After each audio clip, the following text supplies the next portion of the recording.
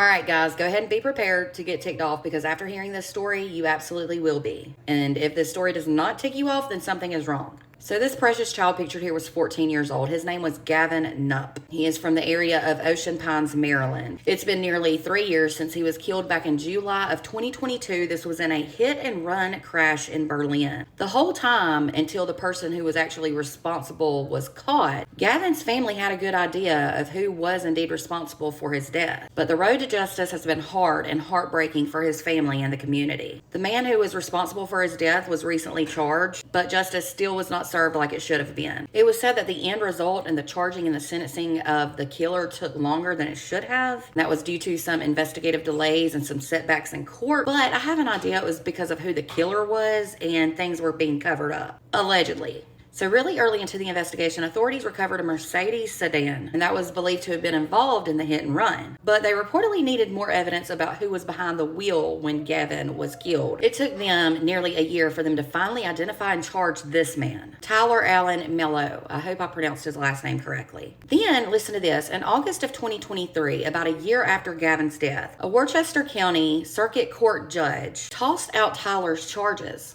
Why, you ask? Because they were filed in the wrong freaking venue. Then, almost 10 months after that, the Maryland Court of Appeals luckily overruled that judge and reinstated Tyler's charges. Tyler eventually got a plea deal where he pleaded guilty to knowingly being in an accident resulting in death, as well as leaving the scene of the crash. Then, late last month, Judge Brett Wilson, who is the ridiculous judge who, to begin with, tossed the case against Tyler, he sentenced Tyler to a decade behind bars. But wait, here's the thing. He suspended all those years, all but 1 year and 6 months, 18 months total. So this man is literally spending only 18 months in jail for literally killing an innocent child and then trying to cover it up. Reportedly, Gavin's family is not happy about this, but can you blame them? His sister reportedly made a post on Facebook on Thursday of this week saying that the Maryland judicial system failed her family, and they totally did. This is not justice. This is what his sister said on Facebook. I'll minimize myself so you can read it. Just pause the video and read it yourself. It's so sad. Community members have also reportedly expressed outrage about the low sentence and the length of it, and rightfully so. After Tyler completes this low sentence,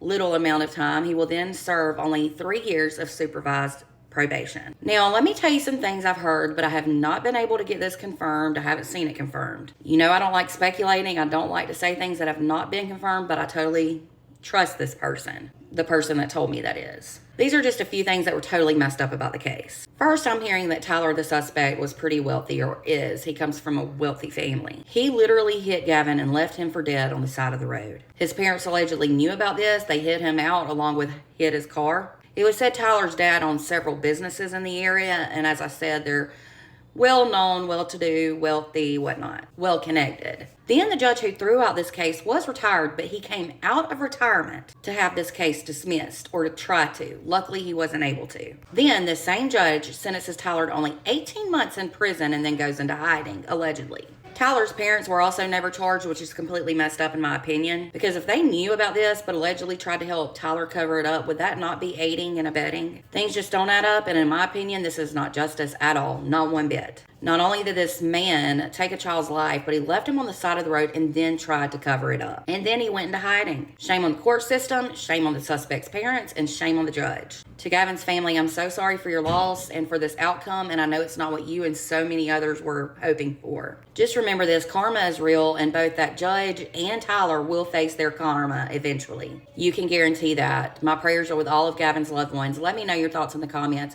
For more true crime, be sure to follow, and if you're on YouTube, make sure to subscribe.